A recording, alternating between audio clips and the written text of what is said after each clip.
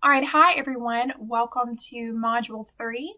So this is lecture video 9. In the third module of the class, we're going to focus on cognitive psychology, which, as we'll discuss, is going to involve a conversation about different mental processes. So in this video, we're going to have a short discussion of attention, and then we'll talk about memory in the next lecture video. So you will have activity 7 that will be discussed in this video. As always, let me know if you have questions. Just remember that those responses to activities need to be at least 200 words long, and that I'm looking for your original work, so please make sure to cite things appropriately if you do use resources. So let me know if you need anything. Let's go ahead and get started.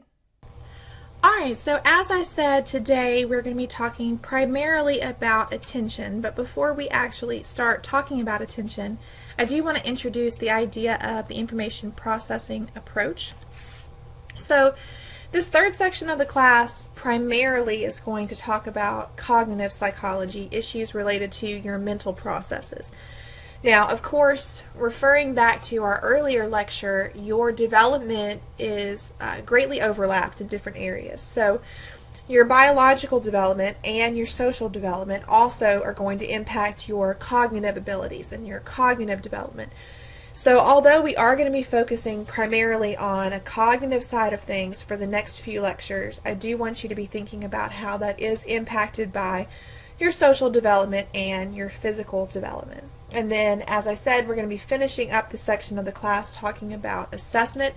So how do we test to make sure that learning has actually happened? So the information processing approach basically thinks about individuals, children in particular, because we're thinking more about educating younger individuals, but all individuals are kind of like computers in certain ways, in the ways that they handle information. So let's think about this analogy for a second.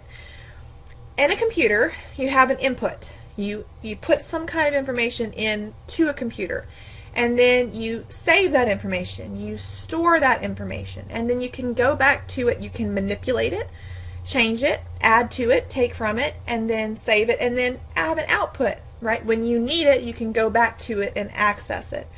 In some ways, this is similar to us. So the first time you learn a new concept, you input that information into your mind, you store it there, you manipulate that concept as you learn more about the subject, you add new information, maybe change, tweak the information you already have, and then when you're asked to do something with that information, you go back and access it again. So for example, on a test, you go back and mentally pull up the file on whatever topic it is, and so that allows you to then use that information.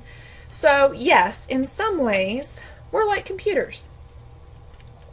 But in other ways, we're not so much like computers. Of course, computers, when functioning, have very large capacities. Of course, we have large capacities. We're going to be talking about memory, and we'll see that we do have very large capacities for holding information, but at the end of the day, of course, humans are much more likely to make mistakes, and we know this. However, mistakes can happen at any stage or any step during this process. You can make a mistake with inputting the information. Maybe you weren't really paying attention. Maybe you were doing too many things at one time, or maybe you misunderstood the concept. Have you ever had that experience where you met a new person and for some reason you thought their name was something different?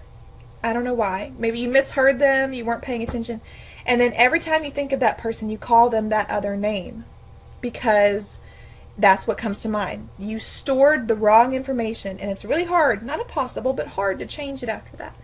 So you could have a problem with getting the information in. You could have a problem with storing the information. Maybe you get it in, but it doesn't feel like it stays there. It feels like it's in one ear and out the other. You forget it.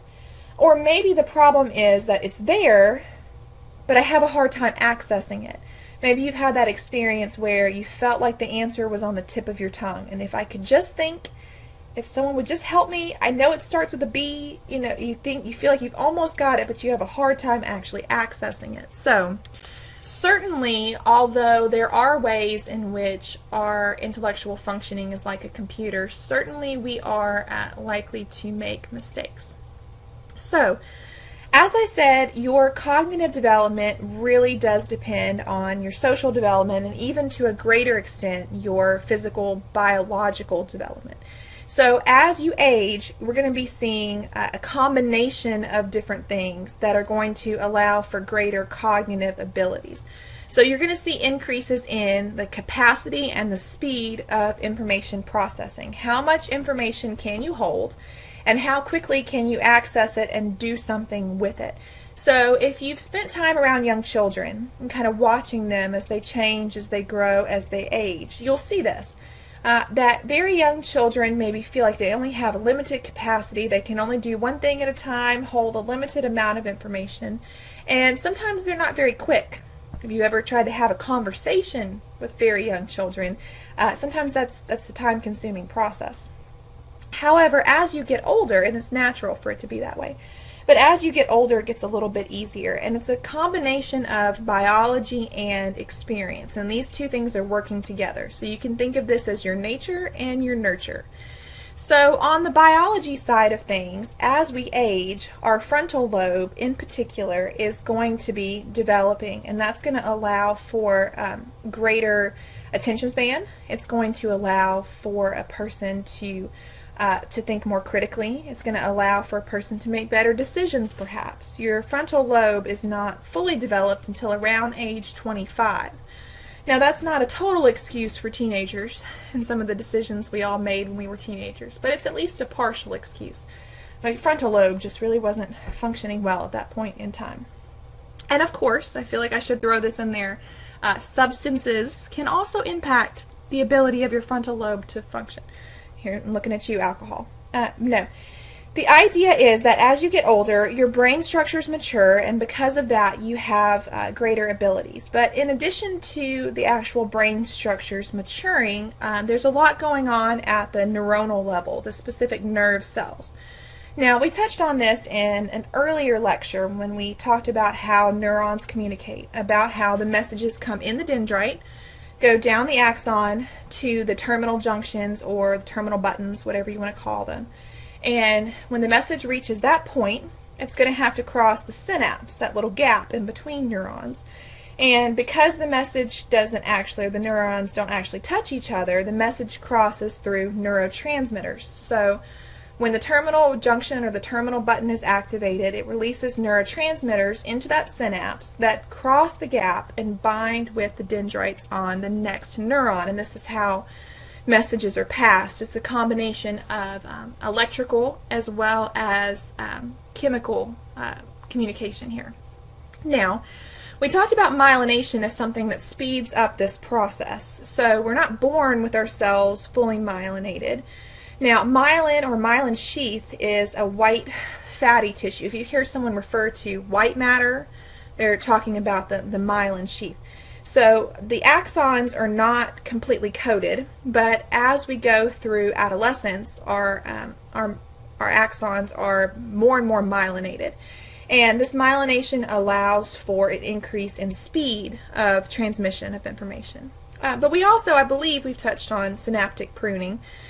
And this goes into experience. So your brain is very intelligent about allocating resources. And of course, although your brain is very small, a very large percentage of your blood supply, nutrition, this kind of thing goes to keeping the brain running. And so your brain is very efficient, and this is why it engages in synaptic pruning. Now, the synapse is the connection between one neuron and the next neuron. Basically, what we're saying is that you're born with more connections than you will ever need. And then this is great because it allows for plasticity of the brain. If a child is in an accident or there's some kind of damage, then a very young brain is a brain that can adjust and can compensate for deficits. An older individual can do this a little bit as well, but nowhere near as well as a young child, because at a certain age, all those extra connections are pruned.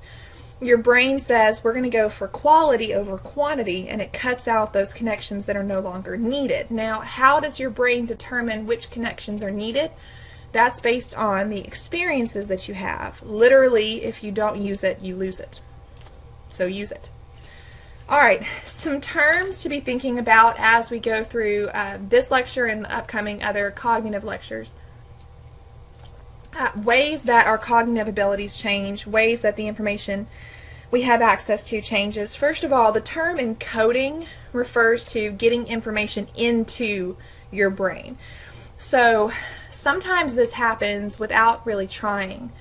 I don't know if you ever had an experience where a commercial got stuck in your head, a song gets stuck in your head. You weren't even trying. Maybe you really were trying not to get this song stuck in your head, but it happens. And then there are other times where it feels like that encoding is very effortful, like you have to try very hard. Maybe a class that's challenging for you, you feel like you have to study really hard, you have to work really hard to encode that information and to get that information in. And when we talk about memory, we'll have some specific tips to help you guys get the information in to your brain. Automaticity refers to a process becoming automatic. So this refers to processing information with little effort. This does not usually happen at first. Practice makes perfect. The first time you do something, it will probably require a lot of effort. Now, if it's an area that you're naturally gifted in, you may pick it up more quickly than other people, but still, it does take effort in the beginning. Think about the first time you guys tried to drive a car. I don't know if you have fond memories of driving a car for the first time, freedom, of having, you can go as far as, how much gas you've got in the tank. But the first time you drive a car, you're trying to keep, okay, I need to make sure I'm going not too slow, not too fast. I need to make sure that I'm staying in my lane. I need to pay attention to what other cars are doing.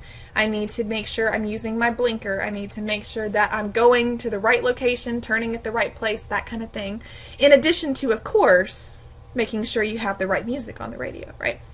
But now, probably, if you guys have been driving for years, I don't know if you've ever had this scary experience of getting in your car and then you're home and you don't remember how you got there. If not, that'll probably happen to you at some point. You're thinking about something else and driving has become automatic. So without even really thinking about it, your body, your brain was able to drive you home. Now, this is scary a little bit because sometimes unexpected things happen when we're driving, and so we do need to make sure that we are paying attention to the road. We're going to talk about divided attention later. Don't text and drive. But don't worry, I'll say that again later. Strategy construction, discovering new processing procedures. So, a young child may struggle at first with learning information because he or she may not have figured out yet what works for them. But you guys are in college. Hopefully by now you've figured out some ways of processing information that help you. Now, the ways that I would study for a test might not be helpful for you. I think I drove my husband insane with this. He and I were both in school when we got married, and kind of being the type A kind of individual I was I'm going to help you study, right? Every person has a different studying technique, perhaps. If it works for you, great. If not, then perhaps it's time to try something new. But you have strategies to help you be successful with your cognitive projects. Self-modification, represented by metacognition, knowing about knowing. What we're talking about here is self-awareness, basically. Meta anything is knowing about something about yourself. So metacognition is, do I really know how much I know? Meta-memory would refer to, do I really know how much I remember? Now, this comes into play sometimes when you're taking a test. Maybe you have accurate metacognition, meta-memory. You walk into the test going, I don't know this material. I'm aware of the fact that I don't know this material. And then you don't do well on a test and like, hey, I was right. Or you walk in and say, hey, I got this material. And then you do well on a test and you got it right. But sometimes people have poor meta-memory. Sometimes people have poor metacognition where they really think, I've got this material. And they walk in and the test doesn't go well. And maybe it was because they didn't know it as well as they thought they did. Meta-memory also comes into play with things like an eyewitness situation, where sometimes a person, they're not lying, they're just mistaken, but sometimes a person is convinced this is the person I saw commit this crime, and they're wrong, and then later DNA evidence might exonerate that person. Sometimes we are very confident in our memory, and sometimes we're wrong, which is kind of scary. All right. As I said, today we're going to be talking specifically about attention. This is not going to be a long lecture, but one that is important. What do I mean when I talk about attention? Well, a simple definition could be the focusing of mental processes. So generally speaking, attention is when you're trying to focus all of your mental energy onto something in particular. That would be selective attention. Selective attention happens when, regardless of what else is going on in the environment, you are zeroed in. Maybe you're zeroed in on this material you're studying. You're zeroed in on this test you're taking. You're zeroed in on this lecture video you're watching, which is awesome, of course. Or perhaps you're zeroed in on whatever, you're reading a book or you're watching TV. And even if there are other things going on in the background, you're ignoring those. This is contrasted with a divided attention, where a person might be trying to do multiple things at once. Like, for example, some of you guys might be on Twitter or Facebook or whatever's cool these days. I don't know. I trust you guys to keep me relevant. I have no idea. Some of you may be doing something else while you're watching this lecture video, and you thought I wouldn't catch you, but I did. No, sometimes, for example, you are trying to study for a test and you're watching a movie. Sometimes you are driving a car and text messaging. Now, divided attention is not good, usually. Some individuals are able to manage it better than others. When it comes to things like studying, that's verbal information. You're looking at and visual information. You're reading a book or you're reading your notes. So it's not really great to have other verbal things going on while you're trying to study. If other people are talking, or if the television is on, or if you're listening to music with lyrics. Now, if you want to listen to music that's like classical music without any lyrics, that may be okay. I don't know enough about music to be distracted by the particular instruments or notes or anything. So for me, at least, that's not a distraction. But think about something like texting while driving. Both of those things require your vision. And you can't have your eyes in two places at once. And this is why texting while driving is dangerous. Now, having a phone conversation could potentially be dangerous, but it's less dangerous because it doesn't use your vision. You can keep your eyes on the road while you are talking to another person. So be cautious with divided attention. Sustained attention. I don't know what was the longest class you guys have ever had to take. In grad school, I took a statistics class that was from 6 p.m. to 9 p.m. on Mondays and Wednesdays. Wow, that was tough. And I was in grad school. It was really hard to pay attention. I had a fantastic teacher, and she did give us breaks, from time to time, but sustained attention is that ability to focus on a particular topic as long as you need to. And then executive attention is being able to pay attention to several different details at one time while you're trying to do something. Well, maybe you're trying to make a decision. So you're thinking about several different components of this decision at one time. Maybe you're trying to solve a complex math problem, and so you're trying to double check your work and pay attention to several different processes at one time. That would be executive attention. Now, we've already talked about ADHD, about how some individuals may have attention issues, and certainly we have different capacity for attention. You might ask yourself, how do I know if I have an attention issue? You're going to want to compare the performance of yourself or another individual to their same age peers. You're also going to want to factor in things like sleep. You can't pay attention if you're tired. Factor in things like illness, factor in things like depression and anxiety, maybe certain medications that you're taking. All of these things can impact your attention. But remember, when we talked about things that make something a disorder, something that is dysfunctional, something that is distressful, something that is deviant or dangerous, that's when we know that an issue is there. All right.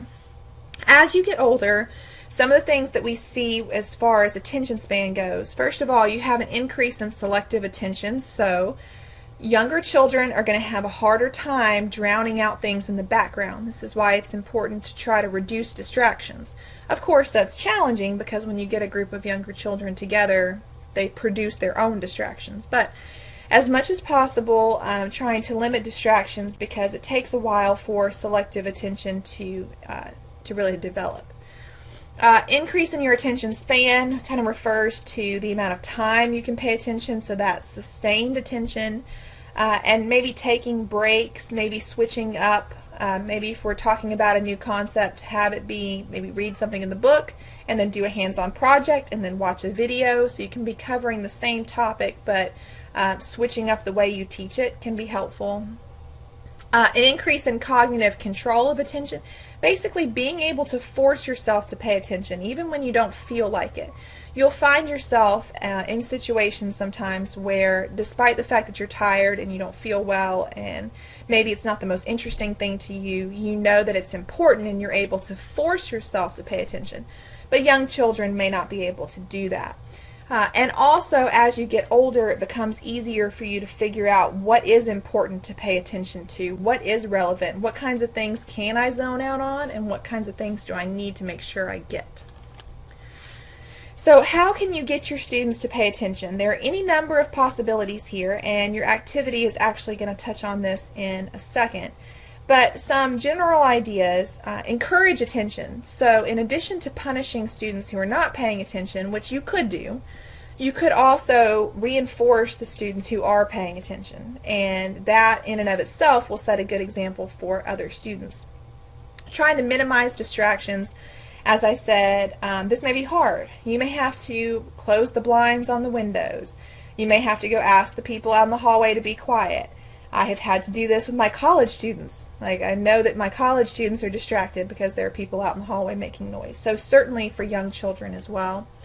This goes without saying, but make it as interesting as possible. Make it personally relevant. This is why when I teach in-person classes, I try to use a lot of discussion, because I feel like it provides a break for students from lecture and lets them express their own thoughts and kind of gets them a break from having to listen to me, which unfortunately I know you guys don't get as much in an online class, but you have the option to pause me. I'm sure some of my students in my in-person class would love to have the option to pause me, but anyway. Also, using cues and gestures for important material. If something is going to be on the test or something is going to be crucial, you will not understand the rest of the material unless you get this. Make sure the students know that. Tell them this is important. Use a different tone of voice. Maybe write things on the board during this portion. Give students some kind of sign that this is especially important. Active learning is great, especially with younger students, but for older students as well. Get them out of their seats. Have them switch up, get into groups, or have them do something hands-on. Being aware of individual differences, and you will notice, if you teach for any amount of time, you will figure out the signs that you've lost your students. Depends on the age, and depends a little bit from year to year, class to class, but students will have signs that they have checked out. Pay attention for those. And then, if possible, incorporating media and technology is always fun. Think back to high school when the teacher came wheeling in the giant TV with the VCR. I may have just aged myself with the VCR, but dated myself. But anyway, using media and technology usually makes things more fun. Alright, so the purpose of this activity is to have you thinking about, from a teacher's perspective, how can you help your students pay attention. So I know that a lot of the activities that I do in this class are focused more on younger children, but some of you may be planning on teaching older students, maybe college students. So this activity is going to have you practice as a college history professor. I don't know how you feel about history. Some of you may be history majors. You may love history. Some of you may not. It depends. But I chose history here. Imagine that you're a college history professor and your students are not paying attention. This will happen regardless of what topic you're teaching. How would you handle the situation? So think about some ways that you could re-engage your class. What can you do?